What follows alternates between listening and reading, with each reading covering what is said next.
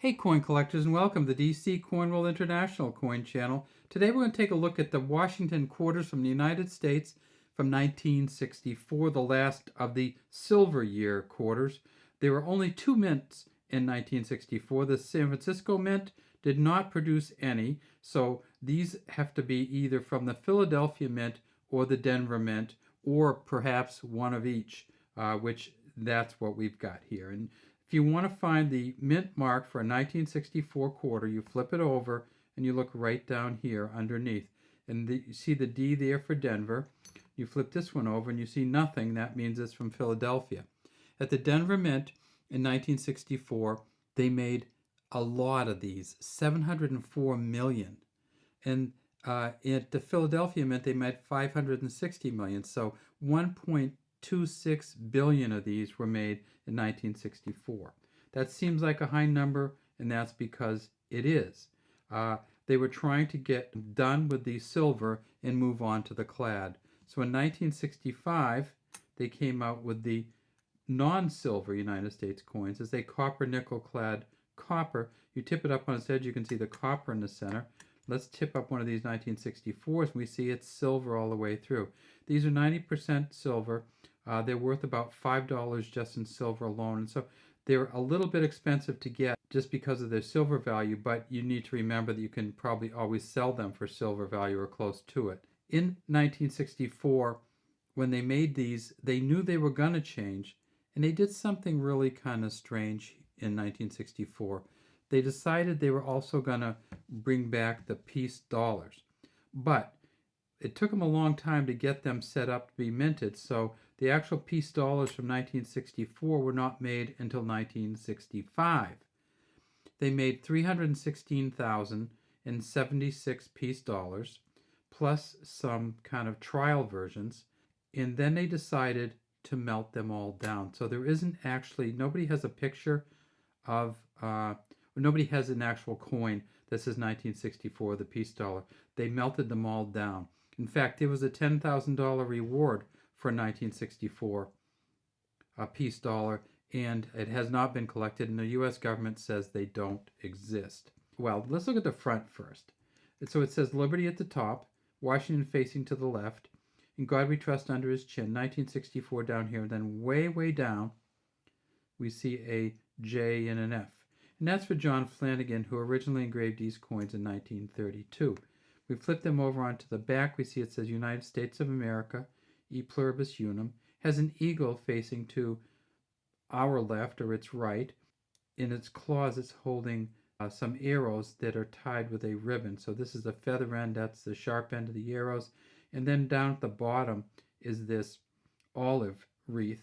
And at the very far bottom, next to the rim, it says $quarter.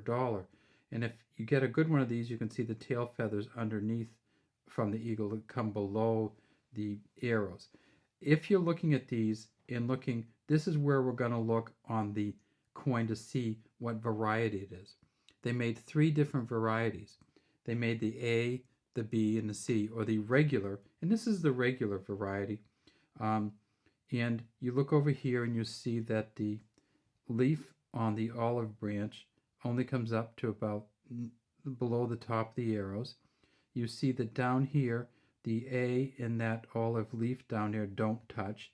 And then when you get up here, you see that these E and the S almost touch. So that would be what we would call the type A variety. The type B variety would have slightly different. It will have one where the A actually touches. Most of them are going to be on a Denver Mint coins, where the A actually touches, where the little thing here goes up above the top arrow. So this little leaf goes up above the top arrow. So this is an A also, and you see how close these are. So look for the space there. Look for the little leaf to go above the top pointy end of the arrow, and look for the A to touch with the leaf down here. And if you get that, then you'll be talking about the type B or the type C. The type C is a little harder to find, really a lot harder to find.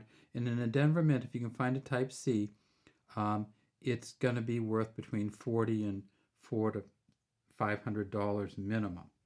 And the Type C simply has a little bit different leaf patterns where it touches, and a big space up here also.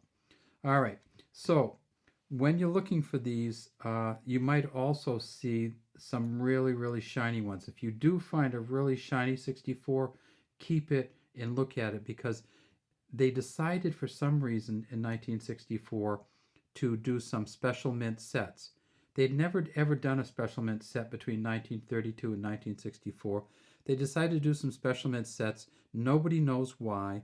They made one special mint set with a 1964, no mint mark on it, that's worth $23,000. They made they also made a MS-68 Denver Mint coin that's worth $38,000, and an MS-67 Plus San Francisco Mint coin that's worth $3,000 to $4,000. So nobody knows why they made the special mint sets. And that we know that there are probably 20 to 30 of them out there. And if you find this in a special mint set, or you find a really shiny one with it looks like it's worn down a little bit, those would be very valuable. So look for those when you're looking for the 64s. All right, well, that's all we have today from DC Coin World International Coin Channel.